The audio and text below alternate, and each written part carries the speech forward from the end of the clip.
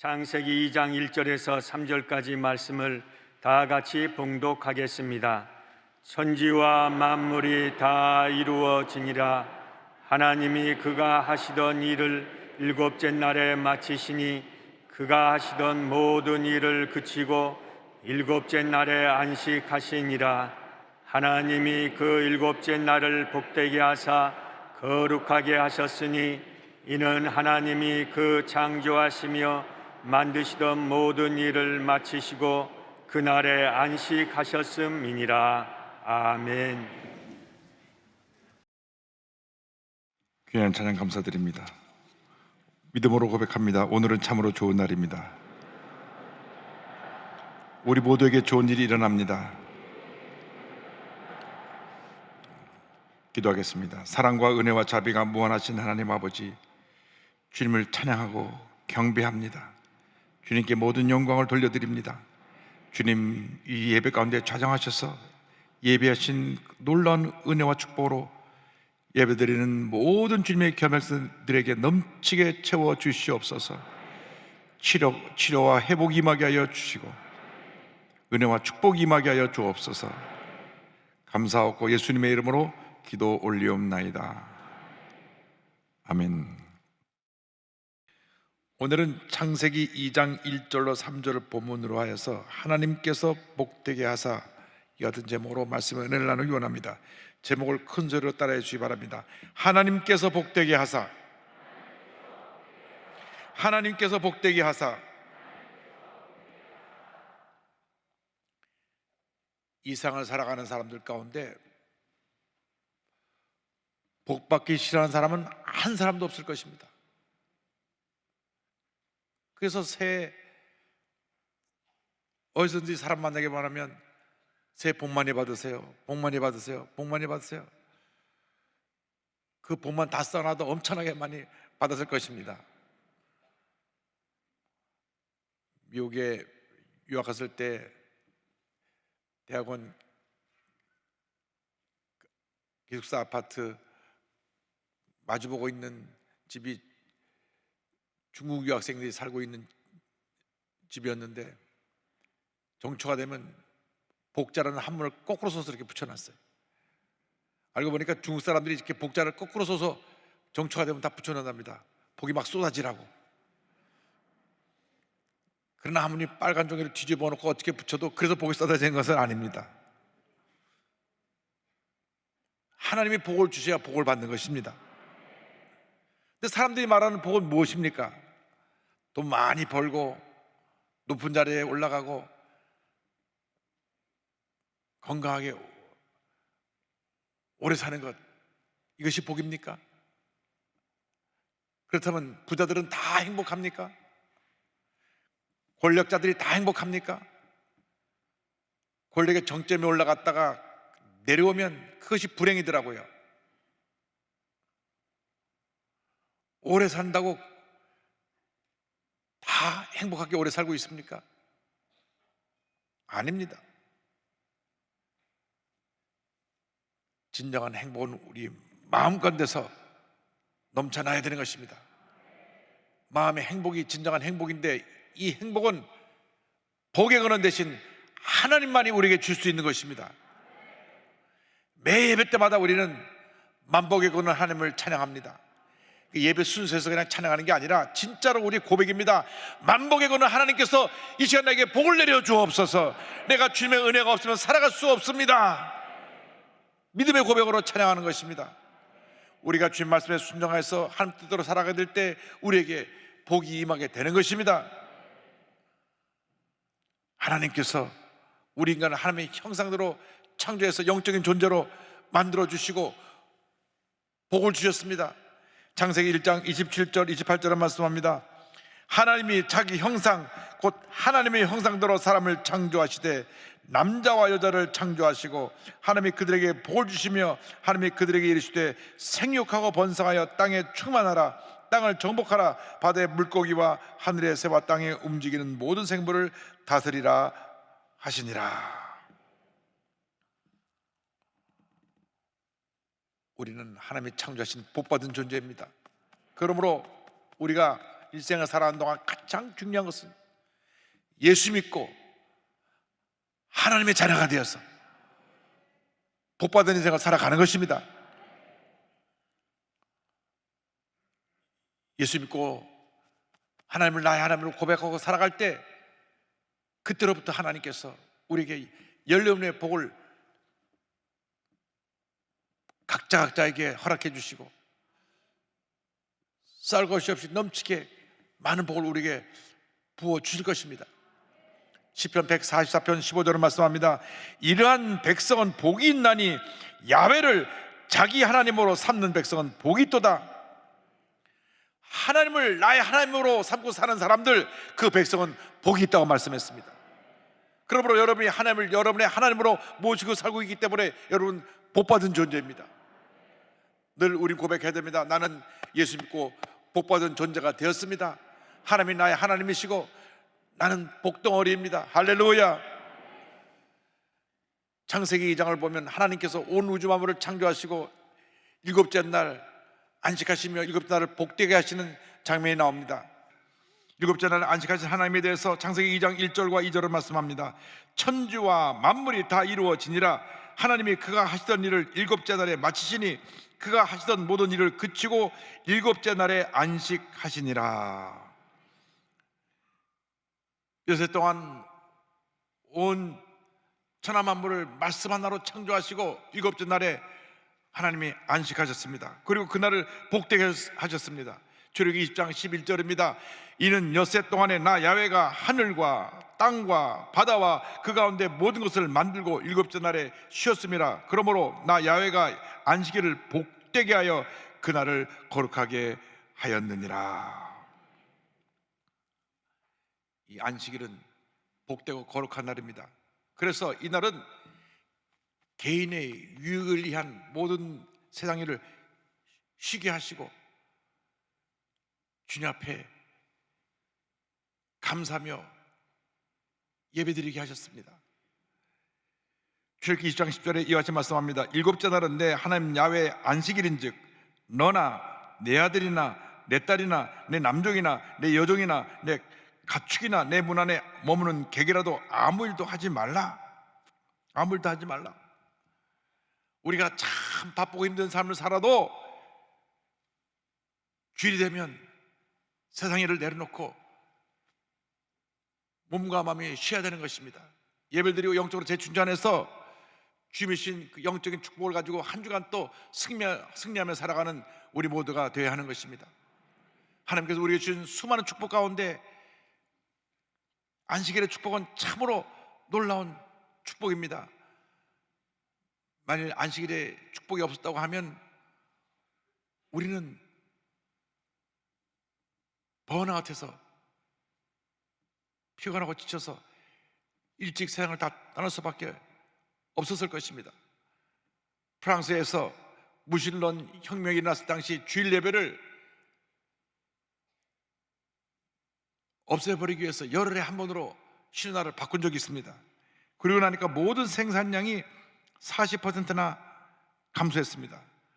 러시아 혁명 때는 레닌이 일주일을 8일로 바꾸었더니 생산량이 30%가 줄었습니다. 하나님께서는 우리가 영육간의 건강한 모습으로 주님을 섬기며 승리하는 삶을 살기 위해서 이 주일을, 안식일을 선물로 주신 것입니다. 시편 118편 24절입니다. 이날은 야훼께서 정하신 것이라. 이날에 우리가 즐거워하고 기뻐하리로다. 우리가 일주일에 하루 안식일을 지킨다고 하는 것은 우리의 시간의 주인이 하나님 되심을 인정하는 것입니다. 구약 성경을 보면 첫 태생을 하나님께 바쳤습니다. 그것은 모든 생명의 근원이 하나님이 되신다는 것을 말씀하고 있고, 또 구약 성경을 보면 모든 수입의 11조를 하나님께 드렸는데 모든 물질의 주인이 하나님이신 것을 우리에게 보여주신 것입니다. 그러므로 우리가 안식을 지키고 하나님 앞에 영광 돌림으로 큰 복을 받는 주님의 자녀가 되어야 할 것입니다. 안식일은 주님께서 복 주시고 거룩하게 하신 날입니다. 창세기 2장 3절을 말씀합니다. 하나님이 그 일곱째 날을 복되게 하사 거룩하게 하셨으니 이는 하나님이 그 창조하시며 만드신 모든 일을 마치시고 그날에 안식하셨음이니라. 이 날을 복되게 하시다고 주님 말씀하셨습니다. 주님 앞에 예배드리는 자가 그 복받은 인생을 살게 되는 것입니다. 안식일의 주인이신 예수님께서 일요일에 부활하셔서 지금은 일요일이 안식일 주일이 되었습니다. 마태복음 12장 8절입니다. 인자는 안식일의 주인이라 하시니라.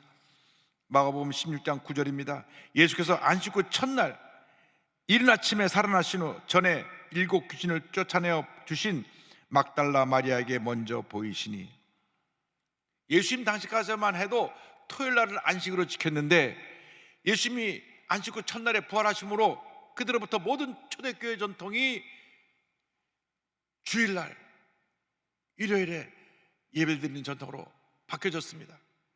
사도행전 2장 7절 보면 이 같은 말씀이 나옵니다. 그 주간의 첫날에 일요일에 우리가 떡을 때려 하여 모였더니 바울이 이튿날 떠나고자 하여 그들에게 강론하세 말을 밤중까지 계속하며. 주일날 사도 바울이 와서 말씀 전할 때 얼마나 저들이 은혜를 사모했던지 밤중까지 설교를 했다고 성경은 말씀합니다. 안식일의 주인인 예수님께서 일요일에 부활하신 이후에 모든 크리스찬들이 주일날 모여 예배를 드리는 전통을 따르게 된 것입니다. 구약의 전통을 따르는 사람은 토요일을 지켜야 구원받는다고 하는데 그것은 잘못된 것입니다. 구원은 예수를 믿으면 받는 것이고 예수를 믿는 사람이 감사관계로 드리는 날이 주일인데 토요일을 지켜야 구원받는다, 토요일을 지키지 않으면 구원 못 받는다는 것은 잘못된 교리이고 잘못된 가르침에 저들이 따르는 것입니다. 우리가 안식일을 거룩하게 지킬 때 하나님께서 복의 복을 더하여 주시는 것입니다. 성수주일하여 복받은 인생을 살아가는 여러분 모두가 되기를 바랍니다. 우리 모두 믿음의 주상들이 성수주일에서 복을 받았습니다. 저희 할아버님이 얼마나 철저하게 주일 성수를 강조하시는지, 주일날은 그 어떤 세상 일을 하면 안 된다, 뭐 나가서 뭐 사 먹고 물건을 사고 하는 것도 주일날은 하지 말고, 뭐 물건 사고 있으면 토요일날 다 하고 주일날은 예배드리는 일에만 전념해라.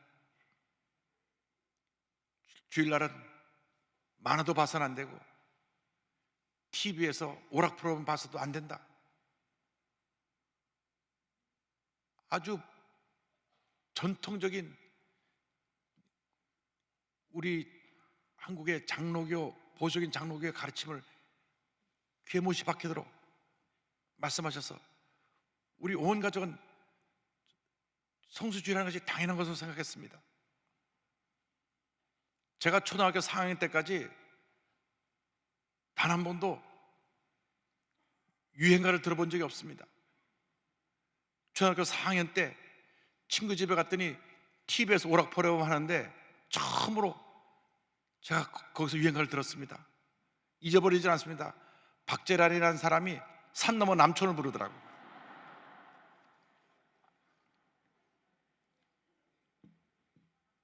지금 부르진 않겠습니다.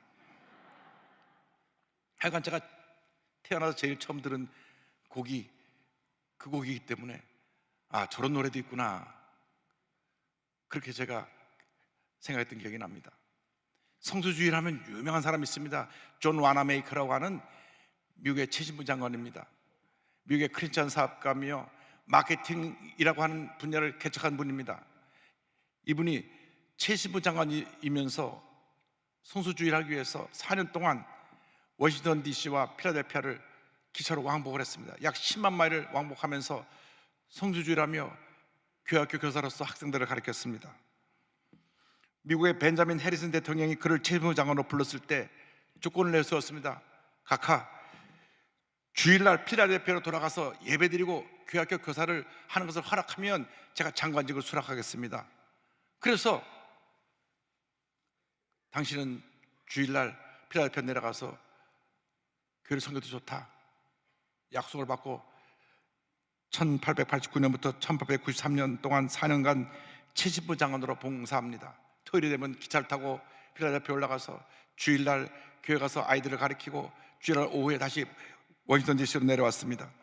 그가 장관으로 있을 때 미국 내 전 교회 교회학교를 창립했고 기독교 신문 잡지를 발행해서 종교와 교육 사업에도 큰 업적을 남겼습니다. 이처럼 주의를 지키고 예배에 힘써 복받은 하나님의 사람들이 되기를 바랍니다. 존경받는 사람들이 되기를 바랍니다.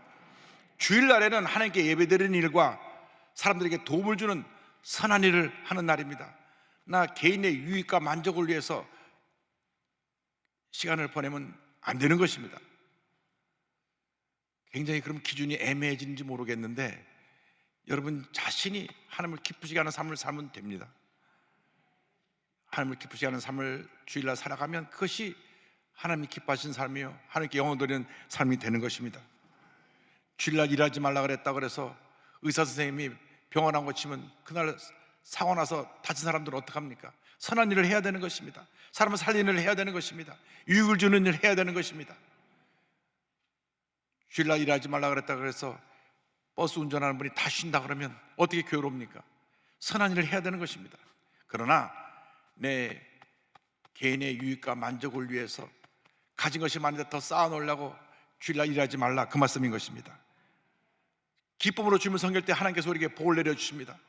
복받는 비결에 대해서 성경은 우리에게 가르쳐주고 있습니다. 하나님 제1주의로 살아가게 될 때 하나님께서 우리에게 복을 주신다고 말씀했습니다. 예수님께서 마태복음 6장 33절에 말씀하십니다. 그런즉 너희는 먼저 그의 나라와 그의 의를 구하라. 그리하면 이 모든 것을 너에게 더하시리라. 할렐루야. 먼저 그의 나라와 그 의를 구하면 하나님께서 복을 우리에게 폭포같이 부어주시는 것입니다. 복받는 비결을 신명기 28장 1절로 14절에 자세히 나와 있는데 1절 2절에 그 조건이 있습니다. 내가 내 하나님 야훼의 말씀을 삼가 듣고 내가 오늘 내게 명령하는 그의 모든 명령을 지켜 행하면 내 하나님 야훼께서 너를 세계 모든 민족 위에 뛰어나게 하실 것이라. 내가 내 하나님 야훼의 말씀을 청정하면 이 모든 복이 내게 임하며 내게 이르리니. 말씀을 지켜 행할 때 형통의 복이 임한다고 말씀하셨습니다. 3절 6절입니다. 그렇게 되면 성읍에서도 복을 받고 들에서도 복을 받을 것이며 내 몸의 자녀와 내 토지의 수산과 내 짐승의 새끼와 소와 양의 새끼가 복을 받을 것이며 내 광주리와 떡반죽 그릇이 복을 받을 것이며 내가 들어와도 복을 받고 나가도 복을 받을 것이니라. 할렐루야. 하나님 뜻대로 살아갈 때 말씀을 지켜 행할 때 들어가도 복을 받고 나가도 복을 받게 되는 것입니다.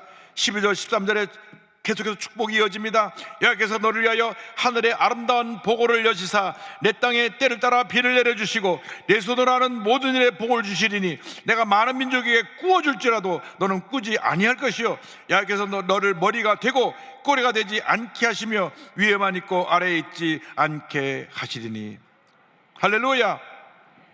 남에게 구워줄지언정 꾸는 자가 되지 아니하고 위에 있고 아래에 있지 아니하고 머리가 될지언정 꼬리가 되지 않게 하신다고 약속해 주셨습니다.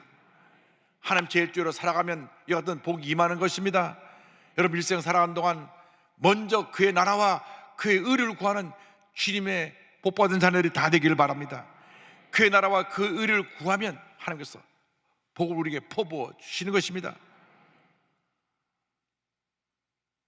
올림픽사의 길이 남을 에릭 리델의 이야기가 있습니다.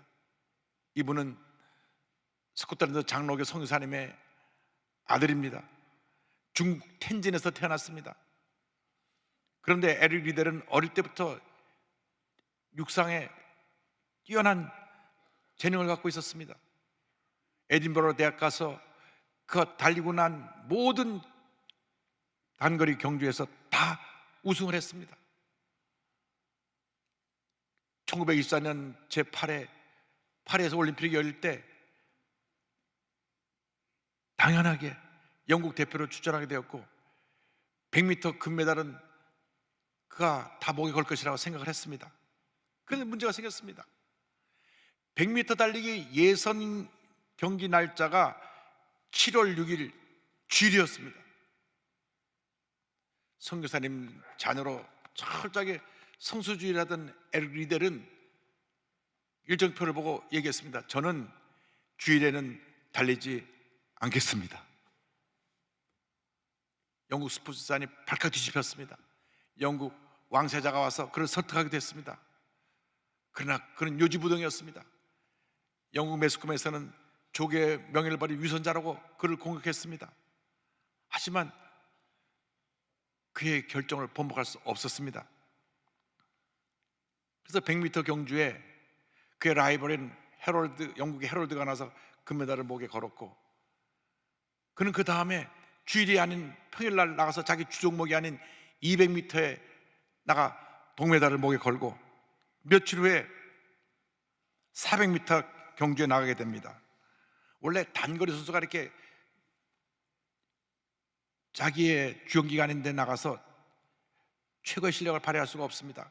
그런데 그는 나갈 때 이사야서 40장 말씀을 붙들고 나갔습니다. 소년이라도 피곤하며 곤비하며 장정이라도 넘어지며 쓰러지되 오직 이 아이를 앙망하는 자는 샘을 얻으리니 독수리가 날개치며 올라간 같을 것이요 다른 박제라 해도 곤비하지 아니하겠고 걸어가도 피곤하지 아니하리로다. 그러나 모든 사람들, 스포츠 전문가까지도 에릭 리델이 이 300m 나가서 절대로 좋은 성적을 거두지 못할 것이다. 이유는 그가 100m 달리기 하듯 달려나가면 처음에 잘 달려나가지만 중간에 힘이 빠져서 뒤로 처지게 될 것이다. 뿐만 아니라 그는 6명의 대표 중에 키가 가장 작기 때문에 신체적으로 불리하다. 셋째로 그가 배정받은 트랙이 맨 바깥쪽 트랙을 배정받아서 맨 바깥쪽 트랙은 경주할 때 굉장히 불리한 조건이다. 뿐만 아니라 이미 예선에 다른 선수들 2사람이나 세계 신기록을 냈기 때문에 당신이 아무리 뛰어도 세계 신기록을 낸 사람을 이길 수가 없다. 그렇게 말을 했습니다. 그리고 저 맨 끝선에서 달려나갔는데 처음부터 100m 달리기 하는 사람 막 있는 힘을 다하여 천정이로 달려나가서 47초 6이라고 하는 세계 신기록을 세우고 우승을 했습니다.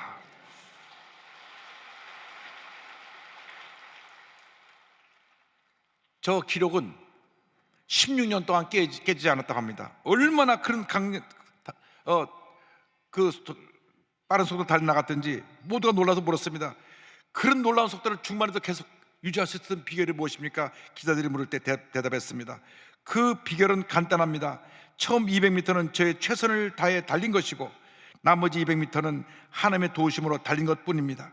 제가 끝까지 달릴 수 있었던 힘은 오직 그리스도를 위해 살고자 헌신한 제 마음으로부터 온 것입니다. 할렐루야!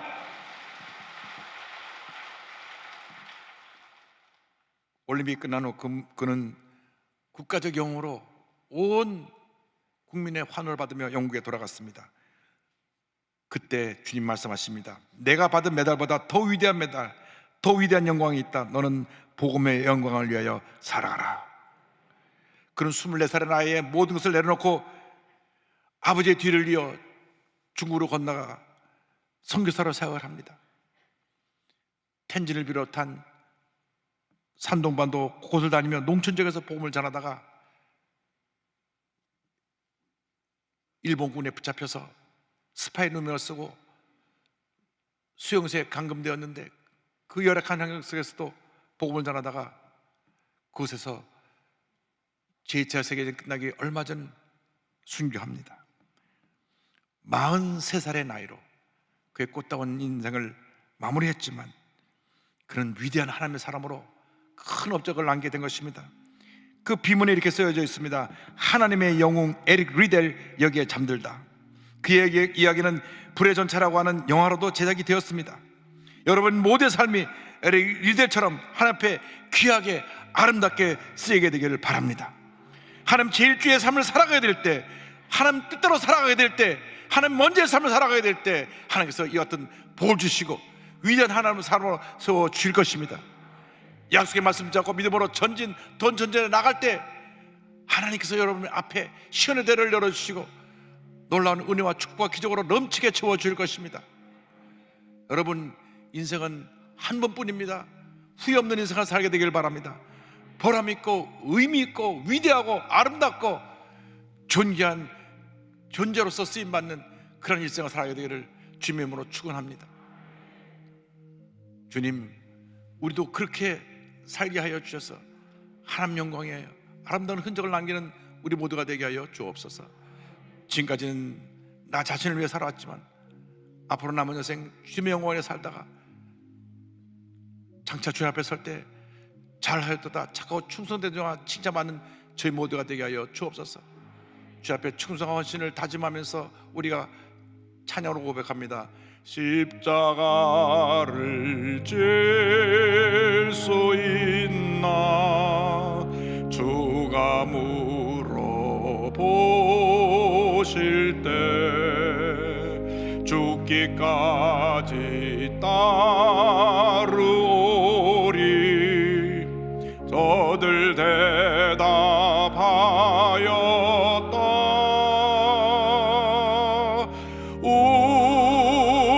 우리의 심령 주의 것이니 당신의 형상 만드소서.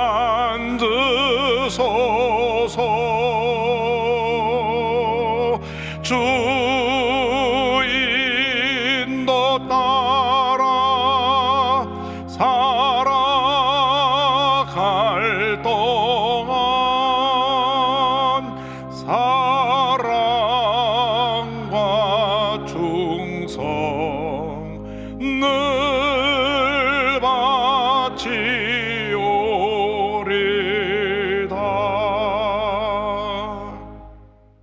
기도하겠습니다. 사랑과 은혜와 자비가 모아신 하나님 아버지, 한 번뿐인 인생 정말로 보람있게 의미있게 행복하게 기쁘게 가치있게 존귀한 존재로 살아갈 수 있도록 우리의 삶을 인도하여 주옵소서. 감사하고 예수님의 이름으로 기도 올리옵나이다. 아멘.